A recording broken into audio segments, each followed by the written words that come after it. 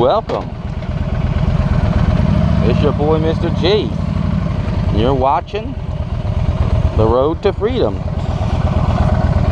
And I am trying once again to film. My first try, dead battery. Not really sure what I did to kill the battery. Figure it out later.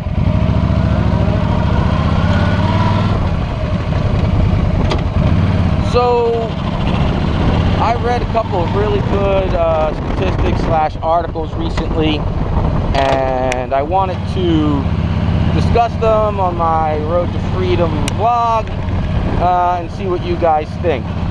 I also want to be outside in this because look at New Jersey right now. Would you just look? Orange, yellow, green, red. This is New Jersey right now. I tried to do this last week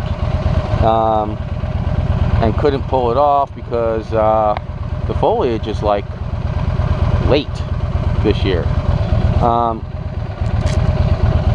So I went out last week to film, and I got some good footage that I haven't put up yet, and really I was just trying to film the beauty, but it didn't really work out. But now we're here.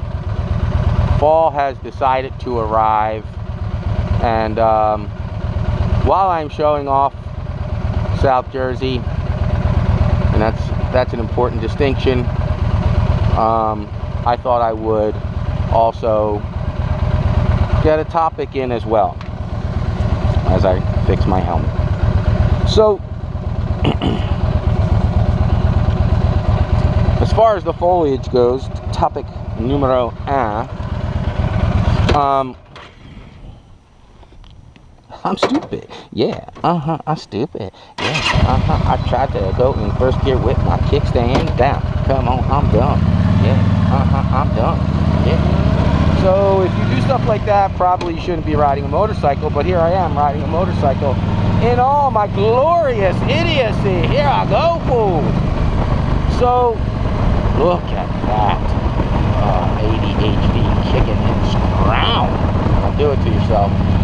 Don't do it to me. Look at that. I can't even describe that.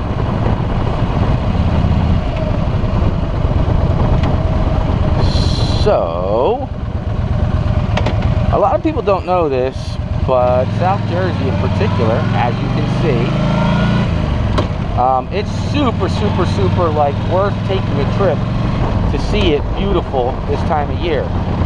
People will actually take trips to Vermont to see the foliage, but people in South Jersey know that we have it that good right here and don't need to take a trip to Vermont. So I thought I would just kind of show this off to you, because I'm sure you live in a place where you have your mountain or your river, your, you know, something that's beautiful about your city or something, but this is what is beautiful about South Jersey. This. So I thought I'd point that out, and that was a long intro, and get into a topic that I looked up. So I'm still in, doing my CCC motorcycle review because I'm in that search for the perfect bike for me. I understand there's no perfect bike, but there's gotta be a perfect bike pour moi. And I decided to look up some statistics because somebody's video was watching, maybe the Missenden Flyer, I don't know. I wanted to know what was the best-selling motorcycles of 2017 so far this year, since the year's almost over. And maybe get an idea of where I should be looking to buy, what segment, because I had recently done a motorcycle review of the Versus 650 by Kawasaki and gotten really turned on to the adventure motorcycling segment. So I just, start doing what I normally do and completely obsess over it. And I'm hearing people literally say things like, this is the perfect bike. Or this is the best bike in the world. And here's why. It does everything. It goes off-road, it commutes, and it's comfortable enough to tour on. This is an all-in-one bike. We'll talk about, you know, some of the adventure bikes they're riding. So I'm like, nah, I'm not buying it. So I'm studying, reading, and watching, and mostly watching. Because let's face it, I'm a physical education teacher. Yeah, text at a stoplight so we can all die. Thank you. Perfect. Text at an intersection. Beautiful. No idea. So I'm looking at the statistics, and I couldn't really get what I wanted, but I was able to get the top 10 sellers. And if you were a U.S. citizen who's been in the motorcycle world for a long time, you might actually be surprised. I don't think if you live outside the States, you'd be surprised at the results I found. But here in the United States, motorcycling is very, very two-sided. It's pretty much, are you on a Harley or not? And, you know, you're a Harley rider, then everything else is a metric.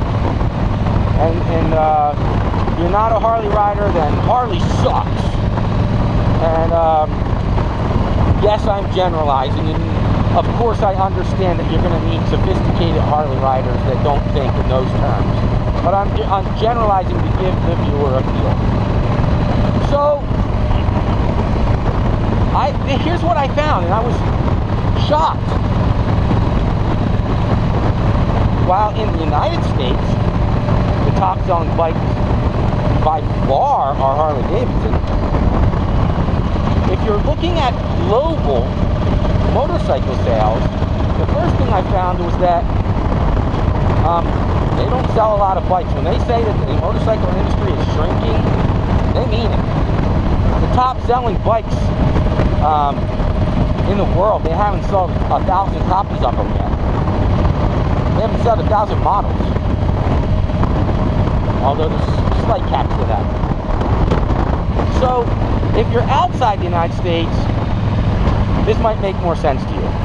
And in Europe, where, you know, where Motorrad is the thing, maybe this would totally make sense to you. But the only segment that is a booming motorcycle segment right now is the adventure segment. I had no idea that people are just buying these bikes like crazy and love them and think that they look awesome and ride awesome and are awesome. And when they say things like, you know, they can go off-road and drive them at 40 miles per hour and 60 miles per hour on dirt and then just pull onto the highway, like, people are actually out trying to do that. They're not just saying it. And the results were interesting. Worldwide sales of the top 10 models, not one is a Harley Davidson. Not one. Now, the Softails just came out.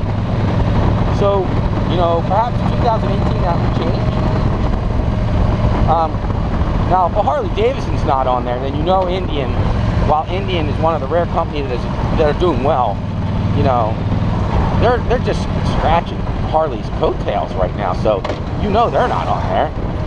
But here's what was even bigger to me.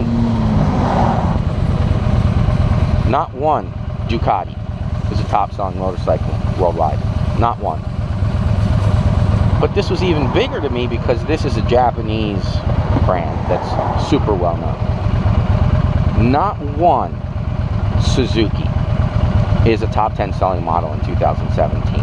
No Ducati, no. So obviously that means, you know, the smaller brands like Ariel and Uriel and stuff like that. You know, they're not even close to top 10.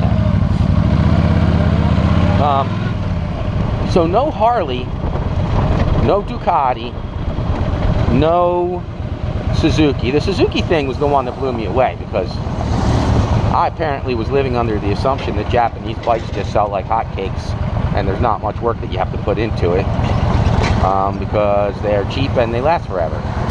Well, apparently Suzuki is not getting the benefits of that kind of thinking. It's all going to Kawasaki and Honda,